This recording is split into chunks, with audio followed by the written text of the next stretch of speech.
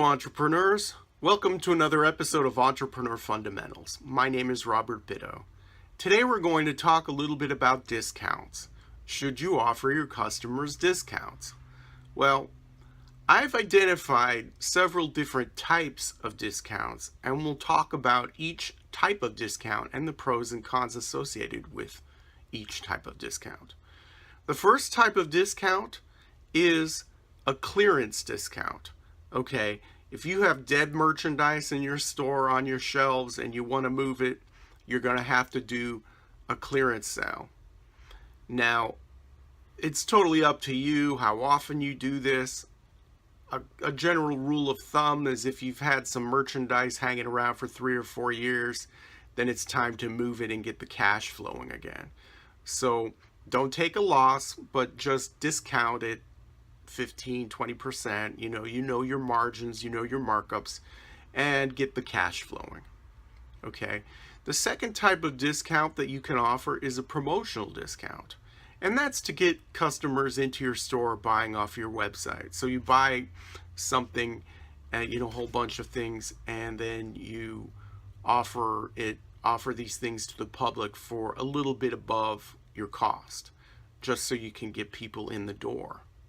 Okay. The third type of discount is something that I want to talk a lot more about because it can really affect your business.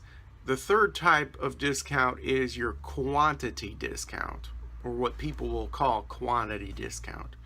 It's when people, let's say you have a retail store, people will come up to your register with 15 items totaling $300, and then you say, oh, since you're buying so much, I'm going to give you 10% off, something like that. If you start that, there's no way of stopping that, okay, because customers will get used to that. So that is very important. The clearance and the promotional things, you can do that once in a while. Customer expectations can be generated in those two things too. With those two things, people will think, oh, well, I'll wait for the clearance sale, or he always has promotions, so I'm going to shop in his store when he has a promotion going on. You can get customers to expect that too, but not as much as the quantity discount. Once you start that, there's no stopping that, because then people will come to your store and expect that that's built into your pricing structure. If you want to do that, do it. I found that I had problems with that whenever I tried that.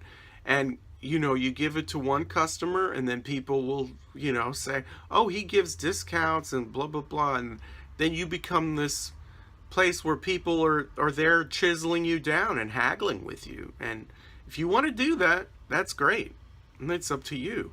But a lot of people in their heads, they say, there's some people, first of all, who say, I never shop at cost. I don't understand that, because you're shopping for value. You're not necessarily shopping for what the sticker says or how much you can get out of the shopkeep.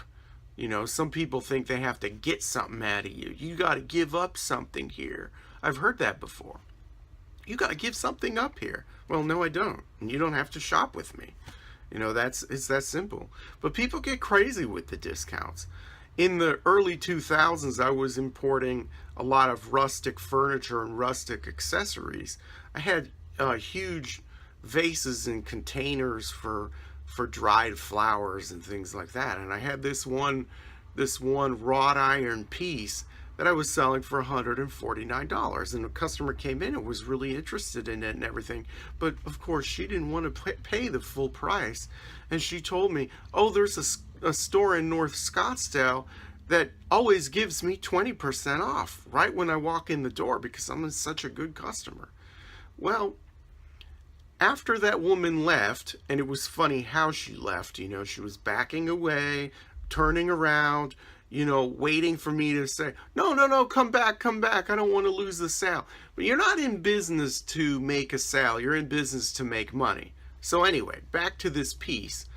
I called that store in North Scottsdale, and sure enough, she had the same exact piece, bought in the same town that I bought my piece. and she was selling it for $200. I was selling it for $149. So that woman who was so proud of her 20% discount, even with a 20% discount at that other store, she'd be paying more than in my store. But what was important to her was the whole idea, the whole notion that she was getting a deal, and also maybe that I had to give something up in the transaction too. So keep that in mind. It's the nature of some people, not most people, to want to feel like they're getting a deal. So if you want to work that into your pricing structure, then you're going to have to raise your prices to accommodate the chiselers and accommodate these kind of discounts. But like I said, you have to be careful of giving discounts overall, because you don't want the customers to think you're some sort of a bargain basement and they'll just wait for those sales. And then, they'll wait for your semi-annual sale and they'll be busy that day and then they'll miss it.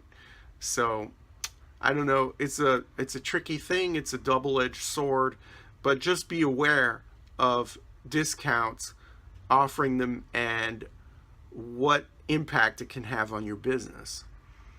So that's all I have to say on that for now. Thank you once again for watching. If you find these videos helpful, please like and subscribe and share with your friends.